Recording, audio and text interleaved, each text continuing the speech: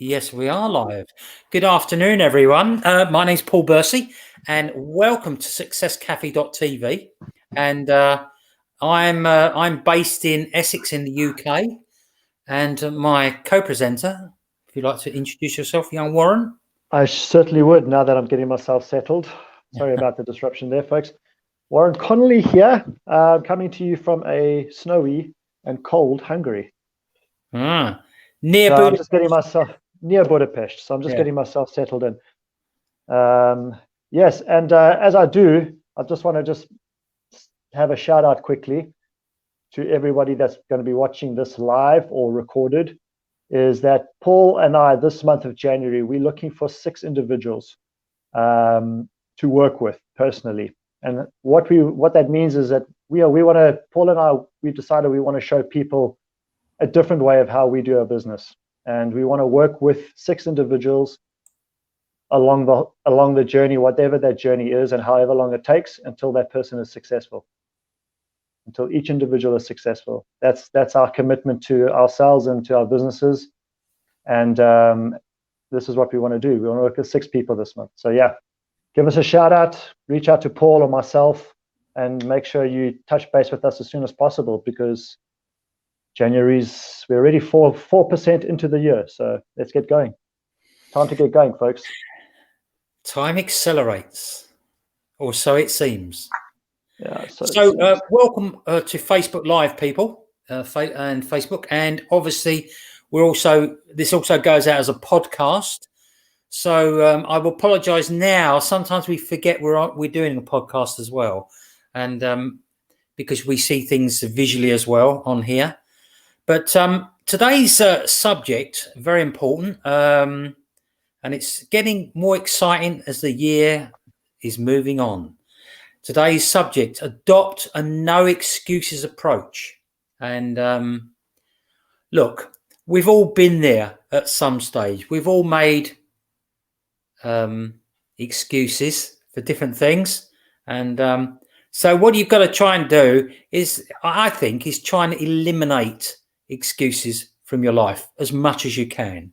Okay, sometimes it can be strategically important to do that, but generally speaking, we talk about business here, all right, and we talk about health and other things, and it's important, especially in those 2 areas, and sport and things like that, that you don't make excuses. There are really not very many excuses that actually hold up to examination. So many people cannot lead effectively because they spend too much time making excuses why they can't do something, right? And I think it's time to stop letting excuses control your life and hold you back. We've all done that, as I said, and that's holding you back from living the life that you really want. I think it's a weakness to make excuses. It's something that we all suffer from on occasions, as you say. And how do you feel about that, Warren? Excuses? I mean, I agree with everything that you said. And look, I'm just as much as fault to anybody else about making excuses. And as I'm getting on in life, I'm realizing how fewer and fewer excuses I'm making in my life. And that's a good thing, I think. If we can, it doesn't have to be an immediate thing when it comes to not making excuses, because people have become so conditioned making excuses that they don't realize that they're doing it. Yeah. So as I've got older, I've noticed that those excuses have slowly fallen by the wayside, and I'm making less and less. And now I'm more conscious about making no excuses at all, because I've seen people that have every reason legitimate reasons to give an excuse, and they just choose not to, and they refuse to. And when I see people like that in my life or around me as well, it's very inspiring. You don't want to give excuses for no reason, and if it is an excuse, it damn well better be a good one. Yeah. So yeah, a really legitimate excuse, if that's even a thing. I was just trying to think of an excuse. I mean, the classic one is when you're late for something. I tend to come out and say, look, I'm late because I didn't leave enough time. And I just think I'm not making an excuse. I just didn't leave enough time. It's my fault. That's it. And in round where I live in Essex, in Whittam, there's another place not that far away called Southend. And what I found was when I was driving to Southend, you'd always, if you weren't careful, you'd always be late for your appointment. Always. And the reason I called the Southend factor. And what it was, the road that you had to go down, one of the roads you had to go down, was always full of traffic. So I used to always add on 30 minutes to any journey to Southend. Wow. Okay, because I knew it was a Southend factor would always kick in. Okay. So it's just a simple little thing, So you calculate that, and I used to do the same thing in Dubai. I was on the road a lot, and in Dubai, driving from location to location throughout the day and the evening. So when I used to calculate as well, because sometimes if you leave on certain roads, and this is life as well. This is a great analogy for life. Like living in Dubai, you could drive down any road at any time of the day, but depending on what time you drove down that road would depend whether you're going to be 10, 15 minutes early to a meeting or 10 to 15 minutes late for a meeting. You could leave 5 minutes after you should have, and you end up 20 minutes, 15 minutes late because of that. And that's also, I believe, it's a reflection of life in general. It depends on the opportunities. If opportunities come to you in life and you're making excuses for things all the time, those opportunities will bypass you because you're making excuses about life or for life. Yeah. So it's the same thing. But if you're not making the excuses as those opportunities come past, you will jump on as quickly as those opportunities are going past, and you'll hit that road at the same speed. So it wouldn't matter whether you would never be late. You'd just be on time all the time. And this is life, really, the way I see it. Absolutely. Yeah. I think when I was selling solar panels, and I wasn't particularly good at it, but I remember I always left early, and I'd like it if I actually got there half an hour or 20 minutes or quarter of an hour beforehand. I'd just sit there and relax, and then you go into the appointment so much more, just feel great, And but if you're late, yeah, you get on the phone, you're phoning them up, saying, "Look, excuse me, there's been a lot of traffic," and normally speaking, it really wasn't the traffic. It was the fact that you didn't plan enough time to get there. I made that mistake today. That's what I did today. Yeah. I had too much on my plate today, and I shouldn't have done that. That won't happen again. Because actually, when you came on the call, you were still in the car.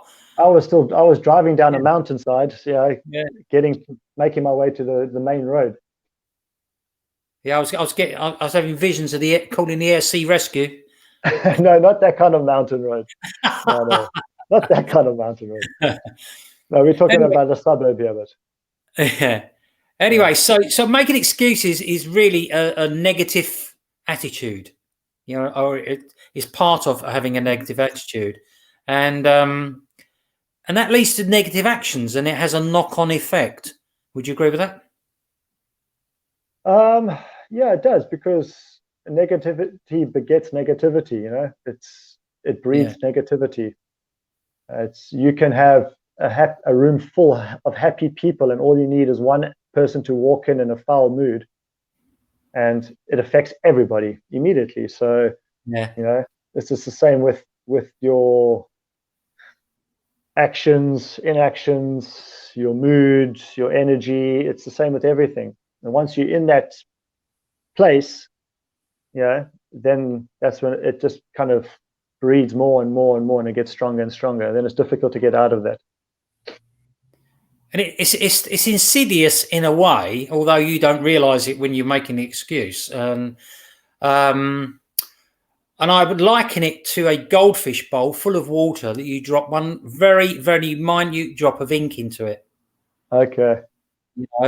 And it just clouds the water, and it just doesn't make you feel very good, And so, if you can do your best, please try not to make excuses.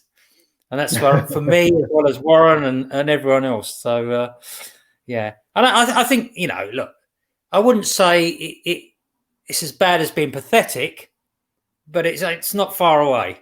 It's not far away, but it's definitely weak. Look, it is a weakness, and that everybody is to blame for it, because we've all done it at some point in our lives. Everybody has. Even if you were a small child and you were making excuses for things, we've all done it. But as adults, we have as much as a responsibility to ourselves as we have the power and the reasoning to change that. However, I go back to the point where it's part of the psychology for majority of people is to make excuses for something, and you can't really get away from that. So when you're dealing with lots of people, it's not easy. It is a human trait. It's a fault. It's a weakness, but it's not the end of the world either. So it still can be changed. It just doesn't have to be an overnight thing. It should be, but it doesn't. That doesn't necessarily equate to that. Yeah, I mean, look, we all have the power within us, to stop any sort of negative reaction or this negative stronghold that grips us when we have to make this pathetic excuse, and as I say, it just has cause and effect, from making excuses. So, the only way to stop the negative effect of excuses is not to make any. All right, and to make.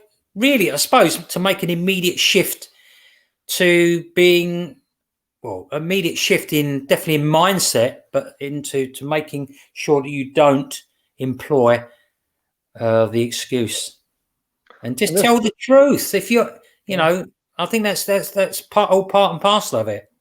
So, telling the truth is harder to yourself than it is to somebody else. Oh yeah. Oh, okay. And this is where the issue lies. It's not as easy to tell yourself the truth than it is to tell somebody else.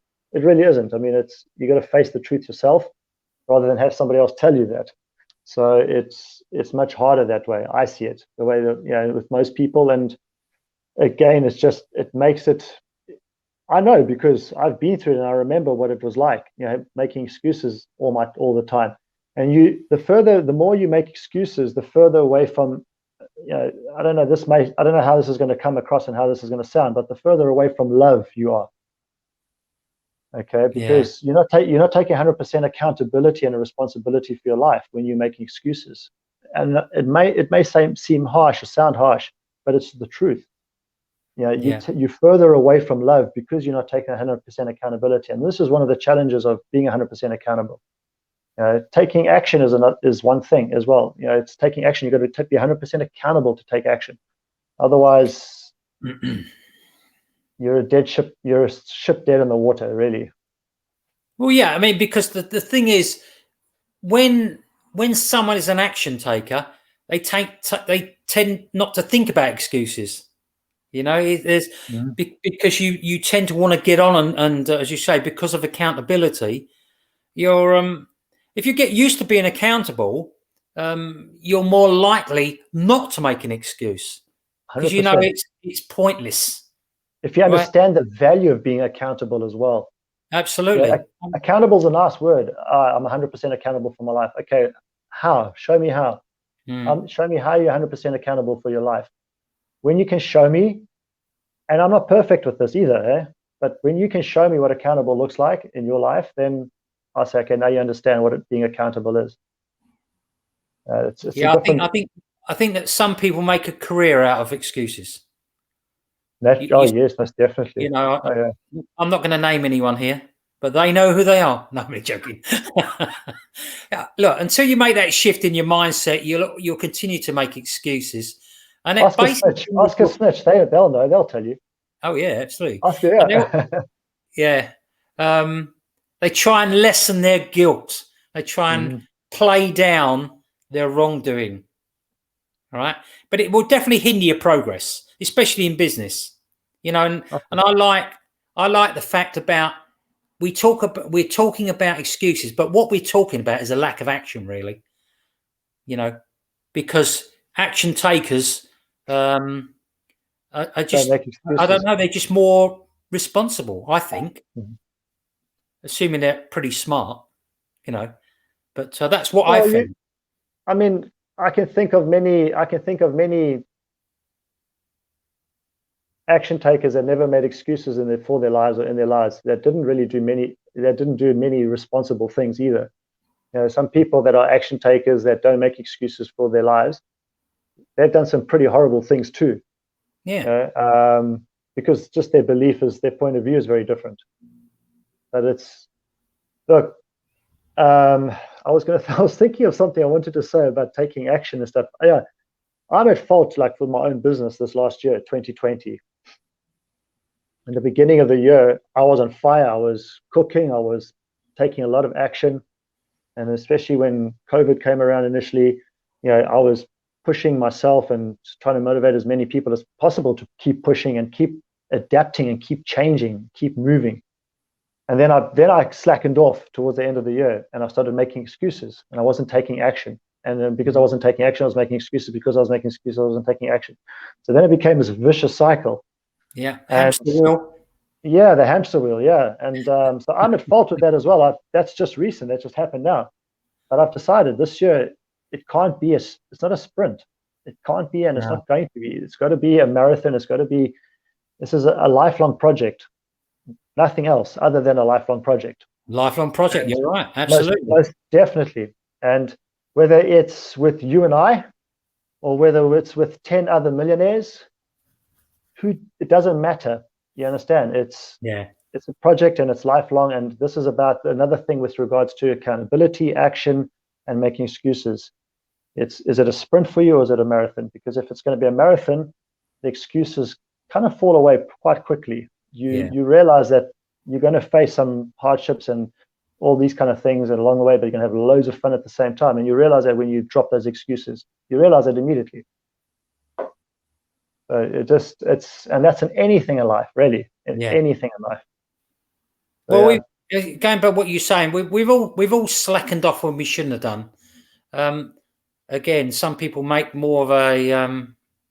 I think there's periods of my life where I've slackened off so much. You just, you're not taking action at all. And it's not good. I mean, look, a change of mindset is not a one-off thing. It's a philosophy. Yeah, it's something you have to work at, and something you have to be aware of when you're making excuses and not getting on with things. But you have to keep these excuses at bay. There's no other way around it. Because it will basically infiltrate everything you do. Do you remember that reminded me of that mental diet, that exercise that I did recently, and I've been practicing it still, not as much as I was before, because I think I'm getting much better at it. So I'm not consciously practicing it; I'm just doing it naturally as part of who I am now. But there's that 6-day mental diet. It was 7-day mental diet. And you can't. Anytime a negative thought comes into your mind or into your frame, you've got to, within 7 seconds, switch and change it. You've got to change it almost instantaneously. If you don't catch yourself in the moment, you've got to start again. And what you're doing is just you're safeguarding your mind from negative interactions, negative thoughts, negative ideas. Anytime that pops up, you just clear it immediately. And you get better at doing that the more you practice it, because you've got to start over again if you don't catch yourself. So you got to start day one all over again, and you got to start it go again. But because it's so positive, people very often stick to it. Because it's a positive thing, so you stick to it, and it's easy to do. And once you get the hang of it, then it's even easier. So this is, I think, is a great way to overcome excuses. Is if your thinking is inherently positive. And when you train yourself to think positively, and this is the easiest tool I've discovered that helps you do that. But it's such a powerful tool. And I believe that if anybody goes and looks for it themselves, then you find that and just start practicing it. And take it seriously though, because it becomes a way of life for you. And then then your excuses are also, again, what excuses? I can't make an excuse because that's not a positive thought. It's not a positive energy. It's not a positive thing. So, absolutely. I mean, look, this is an amazing time to start thinking about what you want in life, and excuses don't cut it. It's as simple as that. Oh. I mean, look, I mean, I love New Year. I don't like doing New Year's resolutions, but it is a fun time and it's exciting, thinking about the possibilities for the new year. Mhm. And this year's more special than most, because of what's happened over the past year. And I think people can get in a rut very, very easily. You can I mean, look, I've made excuses. You can make excuses for anything, And as I say, it doesn't help you. It is really unhelpful to make excuses. And as I say, I get I wouldn't say turned on, but I get quite excited the fact that I'm not making excuses. I have none. I've got, and Kind of like you're proud of yourself. well, in some sort of way, yeah, in a small sort of way, you think, well, I'm glad I'm not making excuses because I know what the challenge is. Yeah, that's going to come And after I know that. the challenge, and I know what I need to overcome. And Because you're lying to yourself at the end of the day. So it's well, that you you're going to have to can start do, covering up. yeah, you can do, and what you should be doing is changing the message that's in your head. Yes. So in other words, if you're saying I'm not very good at this, then you need to change those words. I am starting to become great at this. Yeah. It's just been a And I long said, journey. I mean, when you and I first started these podcasts, it was a very different experience for you doing Yeah. these podcasts when we first started. Oh, absolutely. Yeah. I mean, I'd never done podcasts per se as we're doing now. This is my first time actually doing a podcast as well. Well, yeah, I did them with Leanne, didn't I, when I first started on Yes. healthylife.tv, and she went off to do her own thing, which she's really good at, and good. So, but no, you learn. Well, it opened the door. It opened the door for you and I to be doing 2 podcasts. Yeah, absolutely. Yeah. So sometimes when, sometimes when things happen, it just opens the door for new opportunity, and that's how you should view every time. So there's another example, folks. Of what are we talking about? There's another example of what we're talking about. Yeah. So when people want to start a business, and we have a business that we offer people, obviously, and with coaching and everything, and what excuses do people come up with? Name me one excuse that someone could make instead of starting a business. Which excuses do people not come up with? That would probably be a more empowering question for the users. I mean, for the viewers. Yeah, but no excuses. Think of one. I mean, look, the most prevalent, I could think of quite a few, but the most prevalent ones are obviously time, money. Whatever the first two. Yeah. Evidence is another big thing as well. Sorry? Evidence. Yeah. Evidence of proof of whatever we're talking about. You understand? Okay. Yeah. And it's never, for some people, it's just never enough for them. No matter what you give them. I don't have the time. Well, in relation to our business, you can start part-time. Start anytime. Some people start on 5-7 hours a week. So it's about allocating the time. It's about making time available, changing things up slightly. Even if you're working full-time. Of course. I don't have enough money is the classic one. That's probably bigger than the time one. And let's test that theory. And I've said this before on these podcasts, that if your mother was abroad and basically she was arrested for something she didn't do, but she was in a jail awaiting trial, but she could get bail if you came over and arranged it for her. Okay. But you needed to actually go there. Let's say you're in England, you want to go, and it's in America, and you had to go. It's going to cost you £5,000 with everything all in. Okay, who out there is going to find the money? Yeah, I think most people. That's assuming they want their mother to come back, of course. But I found the money. Yeah, you will find the money. You would do. do everything in your power to find the money. Now, we're not saying that a business is going to cost you 5,000, but it could cost you 1,000. It could cost you 500. Who knows? But if you really want to do something, you will find the money. That's what I'm trying to say. Then I hope you don't want to do a McDonald's. McDonald's. No, that's very expensive. Yeah, I think exactly. anything from a $250,000 up to over $1 million, I think it is. It's the last I heard, it's around 4 million. Right. That's a long time since I've really sort of checked it out. That's the last I've heard. It was around 4 million. So I don't know. I don't know if that's validated or not. Check things like that out, don't we?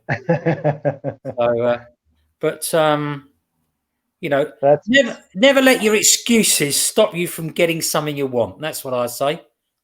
Some things cost money, some things don't. So just start off with a positive attitude. Don't make excuses. Just look. I'm going to do this. That's the decision. If it's strong enough feeling within inside you, say I'm going to do this. Regardless. Okay, and then you can think about it afterwards.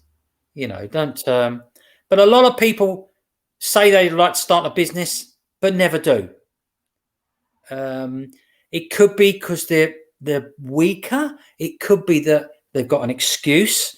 Or it could be they're just a bit flaky. I don't know.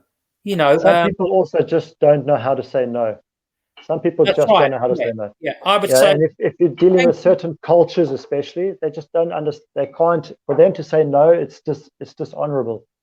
In many respects. So that makes it even harder because then you never know where you stand. So, but yeah, look, I want to just before we wrap up, I want to just tell a bit of a personal story, and I think some of the viewers may have heard this before. I don't know, but when I first got into this industry, it was 2003. It was a very dark time in my life. Okay, I wasn't living on the streets, but I was homeless. I was just fortunate enough not to be living on the streets, and I got offered the opportunity by.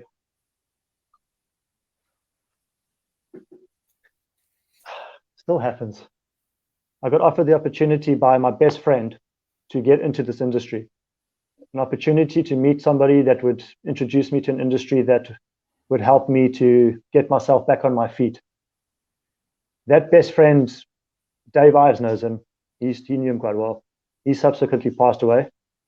And it was a tough road. I found the money. I found a way to get the money. And I got the money. And I got myself started.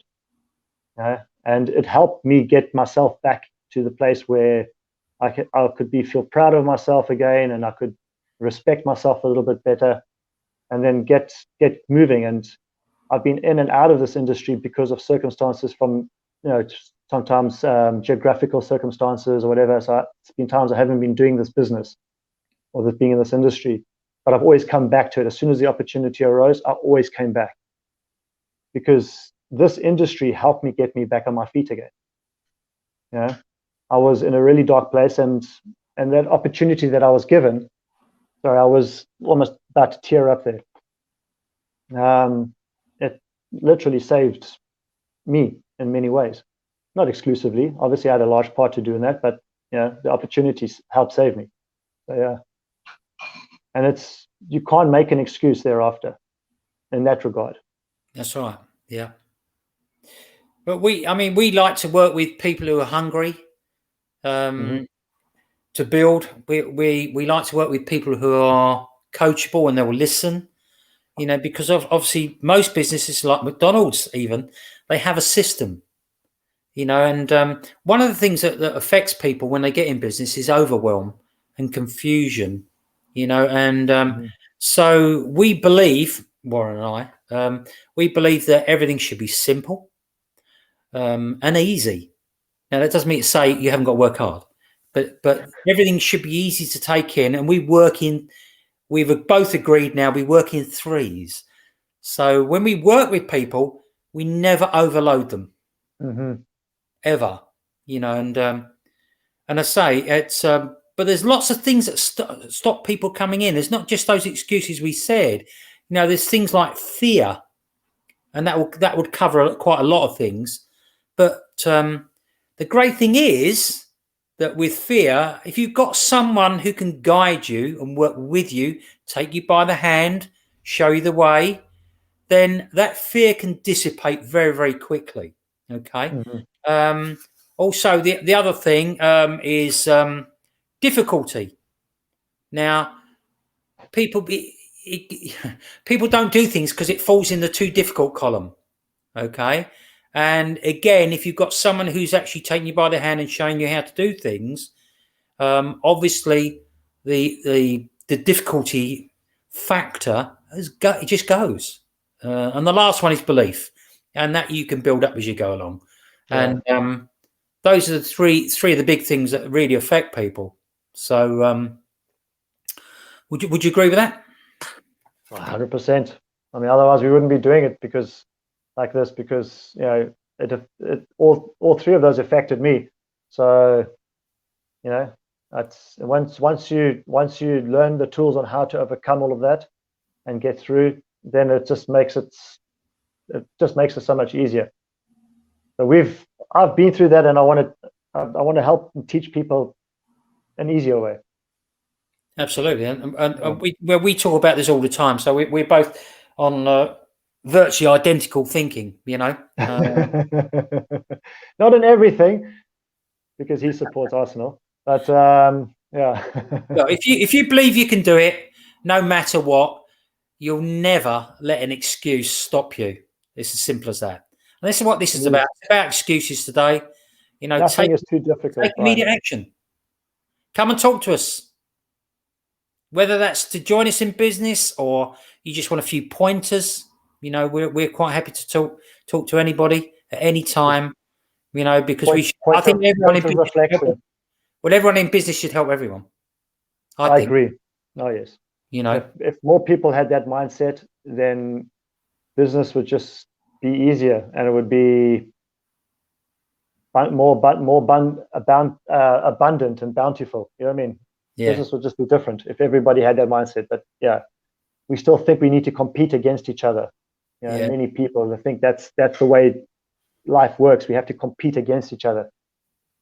We don't do it that way. It's not about that. No. There's enough for everybody to go around.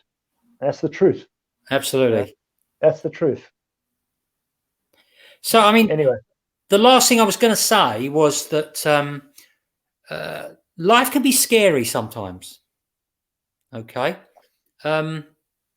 It's different. Being scary is different for everyone. So you can't fit it in a jar. Yeah, okay? You can't. But the more you do something, the more you attack something, the less scary it becomes. And then when you get to the other side, you realize it wasn't as scary as you first thought it was. And it's like doing abseiling. The first time you do abseiling and you lean back on that rope, it's scary. Yep. But when you get to the bottom, you can't wait to get up and have another go. Of course. The scary's gone. This analogy I use with people with regards to fear is that imagine back when you were a child and you at the fun fair. You're walking through the fun fair, it's dark, all the bright flashy lights are on, you got the stalls, everything like that. You go shoot a few rounds, do this, do that, throw this, throw that, win a few little gimme prizes. And then you walk through the first row of stalls, and there you see the rides. And there's the big roller coaster, and you see the loop-de-loop. If you're lucky, there's two. And you think, wow, you're about 6 years old, maybe 5 years old, wow, whatever. And you're fascinated. But the moment you get to the front of that queue, you are terrified. Yeah. All of a sudden, you're terrified because you have no idea that what's on the other side of that. Yet by the time you get there, you've already seen about 30 people come off safe and laughing and giggling and everything like that. But in your mind, what's happening is the chemical reactions that are going on in your brain and your body are exactly the same between that shocked fear and that shocked excitement about something. So you forget what it means to be excited. You think it's fear, but it's just the same thing. Because when you're now a child, your mom or your dad or your grandfather or somebody, they pat you on the head and they say, "Don't worry, it's okay, it'll be safe, don't worry." Now you're thinking, "Oh, what are they not telling me? They're not telling me something. There's something up here." You know what I mean? And this what goes through your head. So you start to equate excitement, that shock excitement, for fear. You start to think of it as that. It's now I must be scared. Okay, what they're not telling me that I need to know. And even if you go on it for another 5, 6 times, it's that first reaction that is ingrained inside of you, most powerfully, because that's your first experience. Yeah. So just remember that when you're scared for something like this, fearful, and you think, "Wow, I could never do this." Just remember that analogy. That could be excitement inside of you, but you're translating it as fear. Great. Yeah. So just one last thing, for all those people on the podcast and the Facebook Live, please show the love. If you found this interesting, please like the actual post or the video, or if it's on YouTube. Do what you can to help us. That's the best thing. If you need any help, give us a shout. And you can do it through our Facebook. You can do it anywhere, really. You'll find us. My name's Paul Bursey. You can see it's Warren Connolly. And right, Warren, I'm going to give you the last word then. Let us help you as well. Go back to what I said in the beginning of the podcast. Paul and I, we're looking for 6 people this month to begin working with, and we want to create an experience as from what we were talking about now, about how we want to show people how being in our industry can be easier. All right, and we want to work with these 6 individuals until the point at which they become successful in this business. We want to work with you from day one all the way through.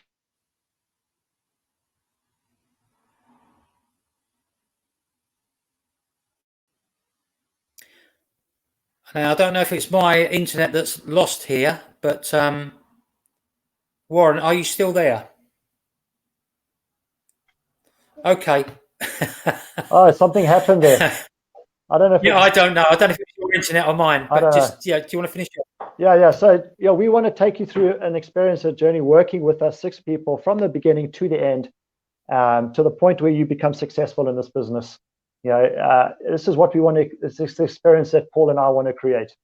We've been through the mill. We've learned the skills. We've learned the information, and we've planned. We've been doing our own individual planning and strategizing, and then we've got together now, and this is what we want to do. And this is the year 2021, the year of action. Action has to be taken this year, and this is another one thing I'm going to be talking about, but that's a whole new podcast as to why. Okay. Good night, everybody. We have a fantastic team here. Very big. So anyway, we're done. Thanks for your time. And as I say, get in touch if we can help you. And that's the end of the podcast. Facebook Live, YouTube video. Good morning, good afternoon, good evening, everybody. See you later. Share. See you later. Bye.